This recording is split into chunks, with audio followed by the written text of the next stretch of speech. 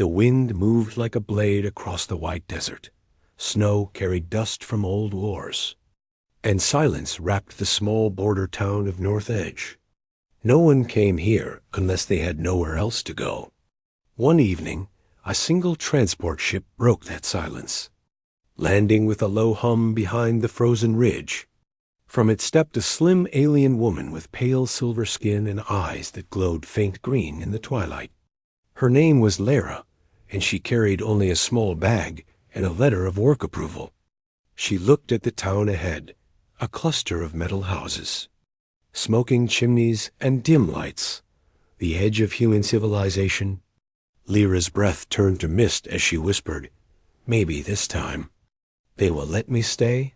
She walked past a broken sign that said, "Welcome to North Edge District 22. People watched her through their frosted windows, whispering to each other. Children were pulled back inside. Doors closed slowly, and curtains fell like walls. It was not the first time humans had seen an alien, but it was the first time one came alone, seeking work. Lira reached the small lodging house near the station, where an old woman stood behind a glass window. The woman stared for a long time before saying, "Cooking job, you said?" Lira nodded, smiling carefully. "Yes, ma'am, I cook well." "I need work." The old woman sighed, gave her a rusted key, and pointed to a small cabin behind the supply shed. "Room 13, no noise after dark. And don't talk to the man next door." Lira thanked her softly, though the words tasted strange in her throat. The cold bit through her coat as she found the small cabin, a lonely hut of wood and tin. Next door stood a darker, larger house with lights off and tools hanging outside. On the door was a nameplate burned into metal, Elias Vorn. Lira placed her bag down, looked at the frozen pipes, and noticed there was no firewood. She hesitated, then knocked on the neighbor's door. A heavy silence answered first, then the sound of boots. When the door opened, a tall human man with sharp gray eyes stood there. His face was marked with old scars, his beard unkempt, his stare cold enough to freeze the air itself. "What do you want?" he said in a flat voice. Lira held up a small piece of paper. "Firewood, just a little, please." Elias looked at her glowing eyes, frowned, and replied, "Aliens shouldn't be here. Go back inside." Then he closed the door. Lira stood for a moment, her hand still raised in the air. She whispered to herself, "So this is Earth's edge." That night, she sat near the empty fireplace, wrapping her arms around herself. Outside, the wind howled, and through the cracks in her cabin walls, she heard a strange hum. Not wind, not machines. It sounded almost like singing, distant and broken, coming from under the ground. She pressed her ear to the wooden floor. The sound stopped. Then a faint vibration moved through the boards, as if something beneath the town was alive. She didn't sleep that night, only watched the small light blinking on her wrist device, her life permit timer. If she lost this job, she'd be deported in 7 days. The next morning, the sun was pale and weak. Lira wore her white kitchen coat and walked to the small supply station canteen, where her job began. Humans looked away as she entered. The manager, a thick man named Bragg, grunted, "Cook for the miners, nothing fancy." She nodded and started chopping vegetables, her hands moving fast and graceful. When the food was served, no one touched it at first. Then a small boy took a bite and smiled, saying, "It tastes like home." The others slowly began to eat, though they didn't speak to her. For a moment, Lira felt warmth that wasn't from the stove. As the day ended, heavy snow began to fall again. Lira walked home through the frozen street, carrying leftover bread wrapped in cloth. She saw Elias standing near his fence, fixing a power line with bare hands. He looked up when she passed, but said nothing. She stopped for a second, then placed the bread on his fence post and kept walking, Behind her, she heard the crunch of boots in snow and a quiet mutter. "You shouldn't try to be kind here." That night, the strange humming returned, louder this time. Lira lit a small lantern and opened her door. The snow was falling sideways, the sky glowing faint blue. Across the road, Elias stood with a rifle, staring into the darkness beyond the ridge. When their eyes met, he whispered, "Get inside." Now, a second later, a deep tremor rolled through the ground, shaking her cabin somewhere far in the valley. Lights flashed, green and pulsing like a heartbeat. Lira backed inside, clutching the edge of the window. The ground hummed again, softer this time, almost whispering her name. Lira. She froze, her breath catching in her throat. The snow outside stopped as suddenly as it began. From his porch, Elias looked toward her cabin once more, his face unreadable. Then he turned off his lantern and disappeared into the dark. Inside, Lira whispered to herself, "Whatever is sleeping under this ice just woke up." Morning came with a white sun and heavy silence. Lira woke up cold, the air thick with frost, and the memory of that strange humming sound. Her breath formed small clouds as she warmed her hands over a candle flame. The floorboard still trembled faintly, as if the ground below was breathing in its sleep. But she said nothing, not to the old woman, not to the miners, not even to herself. She only whispered, "I just need to work." Then leave. At the canteen, her job began early. She cooked for 20 humans who worked the frozen fields and underground silos. They never smiled, never thanked her, but they ate everything she made. The boy from yesterday waved shyly again, and that small gesture gave her courage. She began to hum while stirring the pot, an old alien melody, soft and slow. But then a sharp metallic bang broke the calm. The walls shook and boiling water spilled over the stove. Someone screamed, "The cargo tank. It's leaking fuel." Before anyone could move, an explosion ripped through the side wall. Fire filled the air, orange and violent, roaring like a beast set free. People ran for the exit, shouting, coughing, falling on the slippery floor. Lira didn't run, through the smoke. She heard a child crying near the storage door. She pulled a wet cloth over her mouth and ran back inside. The heat burned her hands. The smell of metal and gas filled her lungs. She pushed aside fallen shelves and found the boy trapped under a beam. He was sobbing, eyes wide with fear. "I can't move." She lifted the beam, her arm shaking, her skin burning where the heat touched. When she finally dragged him out, the ceiling behind her collapsed. Outside, humans watched in disbelief as the alien woman carried the boy to safety. Elias was among them, standing in the snow with his jaw tight. The fire was put out hours later, the air thick with smoke and melted snow. The manager shouted at her for being reckless, but no one dared call her coward again. That night, when she returned to her cabin, she found something strange on her door. Scratched into the wood were glowing marks, faint and pulsing. They looked like symbols written in her native tongue. But older, she traced one with her finger and whispered, "Who did this?" The symbol flickered once, then faded. Her heart pounded. She turned and saw Elias standing in the snow, arms crossed, watching her. "You shouldn't be here," he said. His voice quiet but sharp. Lira looked at him. "You said that before." He glanced at the fading marks and frowned. "Those aren't human." She hesitated. "No, they're not." Elias stepped closer, his boots crunching on the ice. "You went inside the fire today," he said. "Why?" Lira shrugged, her breath fogging between them. "Because the boy was crying." He studied her face for a moment, then turned toward the dark hills.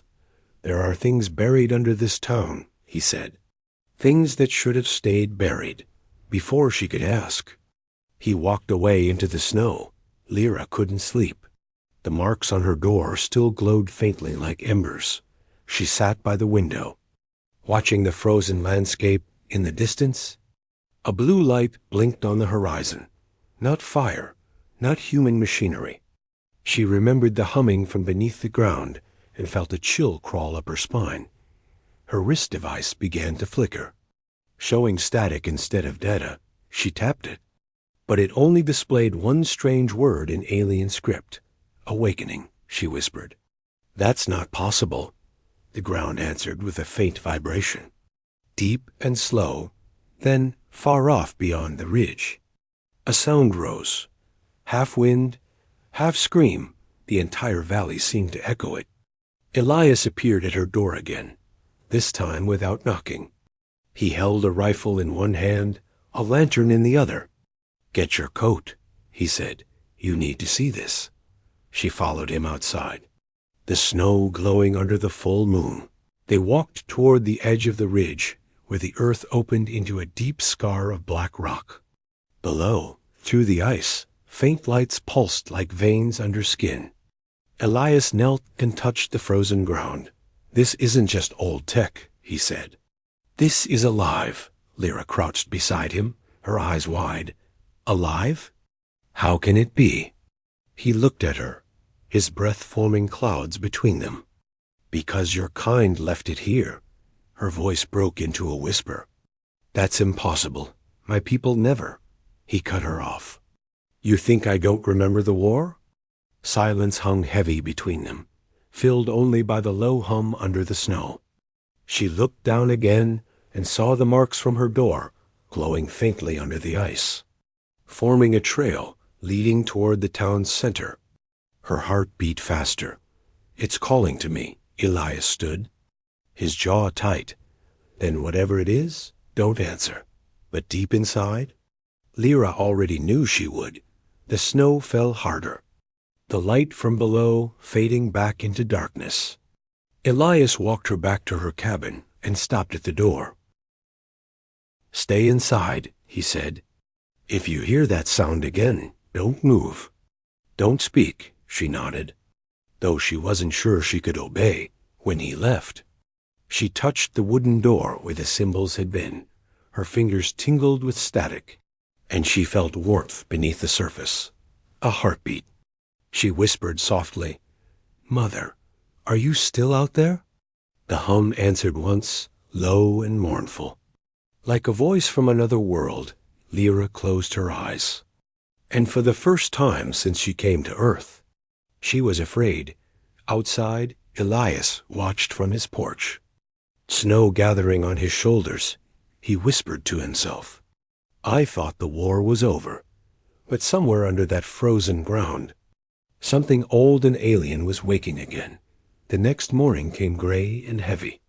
Snow covered the burned mess hall, and the air smelled of smoke and metal. The humans worked quietly, repairing what they could. Lira helped without speaking, her hands raw and trembling from the cold. No one thanked her, but they also did not avoid her anymore. Something in their eyes had changed. A quiet respect mixed with fear. When the work was done, Lira sat behind the supply shed with a cup of weak tea. She stared at the ground, thinking of the glowing symbols on her door. They had vanished in the daylight, but the memory of their light stayed in her mind. She whispered, "Why would my own language appear here?" She didn't notice Elias standing nearby. His arms crossed, watching her. He finally spoke. "You're still thinking about last night." Lira nodded slowly. "The ground spoke to me. I could feel it." Elias frowned, his voice cold. "That wasn't your imagination. There's something buried under this town." She turned to him, her voice shaking. "You know something, don't you?" He didn't answer at first, his eyes staring into the distance. Finally, he said, "When I was a soldier, this whole area was a war zone." He pointed toward the ridge. "Under that ice, there's an old alien installation. Your kind built it." Lyra's breath caught. "My kind?" Elias nodded. "We called it the Heart. It powered the alien weapons that almost destroyed the colony. He looked at her with a mix of anger and sorrow. Thousands died here, including my unit. She lowered her head. Then why do you stay here? Elias answered quietly, because someone has to guard what's left. That night, when the wind died and the town fell silent, Lira couldn't stop thinking about the words he said. She left her cabin quietly, following the faint glow she had seen under the ice before. It pulsed slowly, like a heartbeat calling to her from beneath the snow. She walked beyond the ridge until she reached a cracked steel hatch, half buried in frozen ground. Old letters in alien script covered its surface, faded but still readable.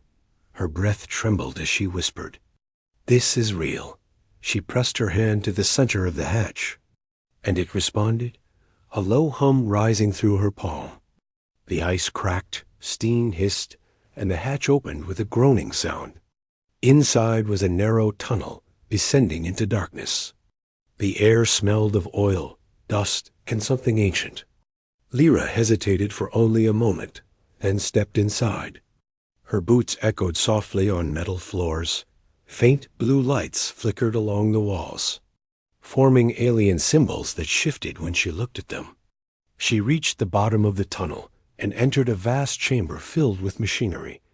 Giant metal spires stood in a circle, humming faintly like sleeping giants.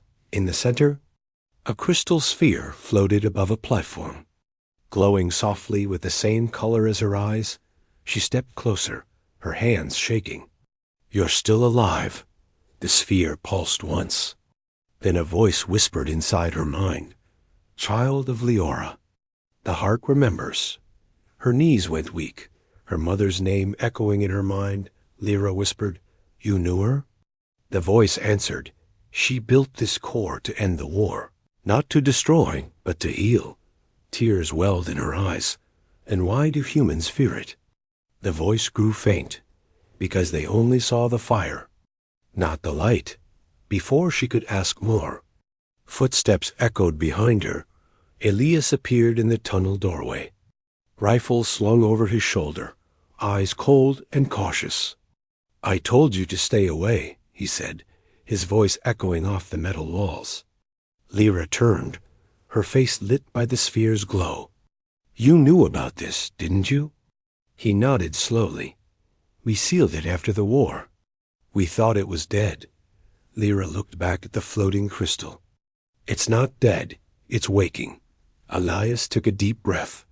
"Then we're in danger." She shook her head. "No, it's not a weapon. It's a core. It brings balance."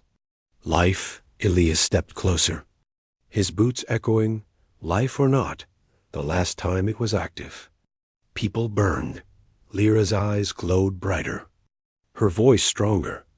"My mother created it to end the fighting, not to start it." He studied her face, saw no fear there, only truth. "Still," he said, "the council will come if they find out. They'll destroy this place." She clenched her fists. "Then we hide it, we protect it." The sphere pulsed again, light spreading across the chamber walls. Symbols lit up, forming a pattern that looked like a map. Lira stepped closer and traced one glowing line with her finger. It led upward, to the town, to the canteen, to the ridge itself. "The whole settlement is built on top of the machine," she whispered. Elias cursed under his breath. "If it powers up fully, it could melt everything above." But before he could move, the floor vibrated and the sphere grew brighter. A beam of light shot upward through the ceiling and into the sky. Outside, clouds shifted and lightning flashed across the frozen plains. Elias shouted, "Turn it off."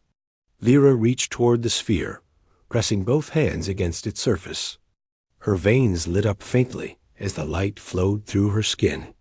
Her voice trembled. "It's not attacking. It's calling someone." Elias grabbed her arm and pulled her back. "Who?" She looked at him with wide eyes. "My mother's people. They'll come." The light dimmed, the hum softened, and the tunnel went silent again.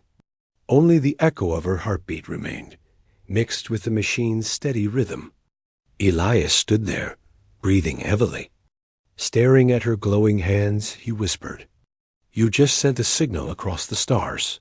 Lira looked up at him, her eyes bright with fear and hope. "Then, maybe," she said softly. Someone finally heard us outside. Snow began to fall again, soft and slow. But this time, the stars above flickered, as if something far away had already started to move. The wind howled again across North Edge. Snow whipped through the streets, covering every footprint from the night before. But beneath the ice, something had changed. The ground no longer hummed in sleep. It was awake, and in every cabin, every heart. A quiet unease had started to grow. Elias Vorn hadn't slept. He sat by his window, rifle across his knees. Watching the ridge where the beam of light had reached the sky, his face was pale, his eyes hollow. He knew what that light meant. A signal, a call. A reminder of a war he thought was buried forever. He took a long breath and whispered, "Not again." At dawn, Lira came to his door, her hands trembling but her eyes steady. "You saw it, didn't you?" she asked softly. Elias nodded. "I saw everything." She stepped inside, warming her hands near his small stove. "The heart spoke to me," she said. "It remembered my mother." Elias looked at her sharply. "Your mother? What do you mean?" Lira turned to him, her voice barely a whisper. "My mother was an engineer during the war. Her name was Lira. She was part of the Peace Division." Elias froze, his heart pounding against old scars. The name burned in his mind like an echo from a nightmare. He stood up suddenly, pacing the small room. "I know that name," he muttered. "She was there." The night everything burned, Lira stared at him. "You were a soldier then?" He nodded slowly, eyes distant. "Back then. I was young, angry, and stupid. They told us all aliens were monsters. I believed them." He sat down heavily, his hands shaking. "Our unit was ordered to clear the northern valley. We thought it was a weapons factory, but when we broke through the gates, we found families, engineers, children." Lira's lips parted, her voice trembling. "You killed them?" Elias couldn't look at her. "We were ordered to, but I didn't." Silence filled the room, broken only by the soft crackle of firewood. Finally, he spoke again, voice heavy with guilt. "I found a woman in the ruins, wounded but alive. She was holding a child." "You," Lira gasped, stepping back as tears filled her eyes. "My mother." "She told me a human saved us," Elias nodded. "I carried you both to a shelter before the airstrike. I thought you died after that night." Lira's hands covered her mouth, her tears freezing on her cheeks. "All these years," she whispered. "You were the man from her story." Elias looked at her, eyes wet with something that wasn't just regret. "Your mother begged me to stop the fight. She said the heart could bring peace. But command wouldn't listen. They said it was a weapon. So they bombed it." He turned away, his voice breaking. "I stayed here after the war because I couldn't leave their graves." Lira stepped closer, her voice soft but strong. "She forgave you. She always said one human showed mercy when no one else would." Elias shook his head.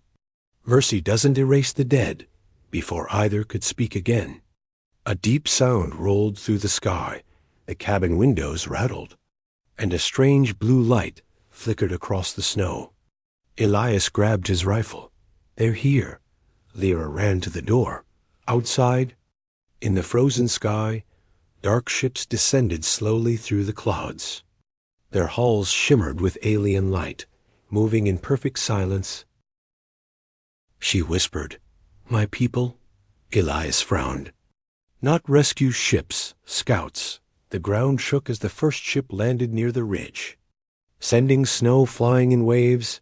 Alarms blared in the town, miners shouting, soldiers rushing to the walls. Elias loaded his rifle and turned to Lira. "You need to hide. They'll think you're part of this." She shook her head, her eyes glowing brighter than before. "No, I'm the only one who can stop them. They'll listen to me." He grabbed her wrist. "No one listens in war." She pulled free, her voice rising. "Then let's make them. Outside?" Humans took positions while the alien ships unfolded like giant metal flowers. Dozens of tall, armored figures stepped out, their helmets reflecting the cold moonlight. The leader raised a glowing spear and shouted in their language. Demanding surrender, the humans fired warning shots. And the battle almost began right there. Lira ran forward, standing between both sides, shouting in her mother tongue, "Stop! We are not enemies anymore." The aliens hesitated, hearing her voice, recognizing her accent, the dialect of the lost colony. The leader lowered his weapon slightly. "Who speaks for the humans?" Elias stepped out of the smoke, his coat whipping in the wind, rifle slung across his shoulder. "I do," he said. The alien leader tilted his head. "You dare speak after what your kind did here?" Elias's voice stayed calm. "I fought in that war, and I buried its ghosts. But if you start another one, no one will survive." Lira turned to him, her eyes wet. "We can show them the truth. The heart isn't a weapon. It's alive," Elias nodded. "Then we show them. Before they destroy everything. But before they could move." A sudden explosion lit the sky. One of the human defense cannons fired by mistake. The blast hit near the alien ship, and chaos erupted. Laser fire burned across the snow. Explosions shook the ground, and screams filled the cold air. Elias pulled Lira behind a wall, shouting, "Stay down." She clutched his arm. "We have to stop them, please." He looked at her, saw the same courage that once shone in her mother's eyes.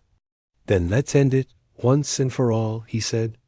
Pulling her toward the ridge, together they ran through fire and snow, heading straight toward the ancient heart. As they disappeared into the blizzard, the alien commander watched them go. His sensors flickered with strange readings coming from beneath the ground. He whispered to his second, "The heart is active again, far beneath the snow." The great machine pulsed with living light, and its rhythm matched the beat of two hearts, one human, one alien, running side by side toward destiny. Snow and fire mixed together as the sky burned. Human soldiers shouted across the ridge. Alien warriors advanced through smoke and wind. The frozen valley became a storm of light and sound. Lira and Elias ran through it, their breath white and heavy, their boots sinking into the snow behind them. Explosions flashed like dying stars, but ahead, beneath the mountain, the old bunker waited, the heart pulsing faintly. Calling to them both, Lira reached the entrance first, her hands trembling as she activated the old panel. The door hissed open. The hum of power grew stronger, echoing like a heartbeat beneath the earth. Elias followed, bleeding from a cut across his arm, but still holding his rifle tight. Inside the tunnel, the walls glowed faintly blue, the ancient symbols shining brighter than before. He said, "If this thing wakes up, it could melt the valley." She shook her head. "It doesn't want to destroy. It wants to choose." Elias frowned. "Choose what?" Her eyes glowed softly. "Who deserves to live on this world?" When they reached the central chamber, the heart had already changed. The floating crystal had grown larger, its light spreading across every wall.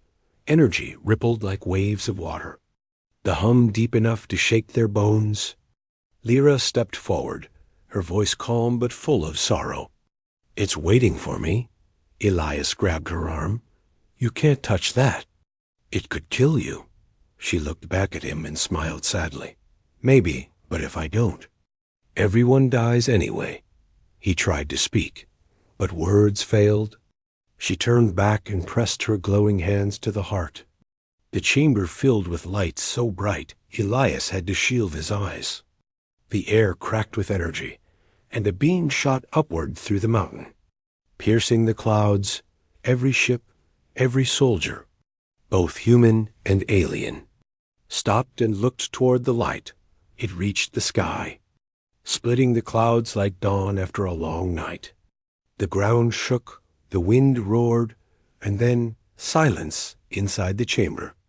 Lira floated a few feet above the ground, her body surrounded by glowing threads of energy. Her eyes were pure light, her voice echoing through the air.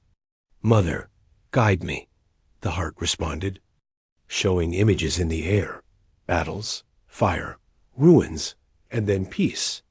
Elias watched, tears forming in his eyes. He saw his younger self holding a rifle. Standing in the ruins, he saw Lira, Lira's mother, smiling even as bombs fell around her. And then he saw himself older, carrying a small alien child to safety. The memories broke him. "But they also healed something deep inside," he whispered. "I remember now." The heart pulsed faster, feeding on truth, not hate, outside. The alien commander and human captain both lowered their weapons. The soldiers froze as the light wrapped around them, showing flashes of the past they had never seen. The truth of what happened here, the lies, the fear, the mercy that ended the war. Lira's voice echoed across the valley, calm and endless. The heart was never meant to destroy. It was meant to remember. The alien commander dropped his weapon to the snow, whispering in his tongue, "The child of Lira lives." Elias fell to his knees. Exhausted, the light washing over him, he looked up and shouted, "Lira, come back." But she was still inside the beam, merging with the heart. Her voice trembled. "It needs a living mind to stay stable. I can hold it." Elias ran forward, trying to reach her. "You'll die." She smiled softly, her tears made of light. "Someone has to finish what my mother started." The heart's light began to fade. The shaking slowed, the alien ships powered down. Their engines silent, human soldiers lowered their rifles, their faces pale with awe. And for the first time in years, there was peace in the valley. Lira's glow dimmed slowly until only her voice remained, whispering through the wind, "Tell them, we were never enemies, just lost." Then the heart went still, its light sinking deep into the earth. Elias fell to the ground, snow landing on his face. He whispered, "You saved us all." Days passed, the sky cleared, and North Edge stood silent once more. The warships left the planet, leaving behind only footprints and melted snow. Elias rebuilt the cabin beside the ridge, placing a small stone where the heart's beam had touched the sky. He carved her name on it, Lira, the light of Earth's edge. Every night he sat by the fire, staring at the stars. Sometimes he heard her voice in the wind, soft and kind. "You kept your promise," and he always answered quietly, "You kept the peace." Years later, travelers came through the frozen border town and asked about the old man who lived alone. They said he spoke often of an alien woman who cooked for miners and saved the world. Most didn't believe him, but those who did stayed to listen, because in his eyes, there was still a faint reflection of her light.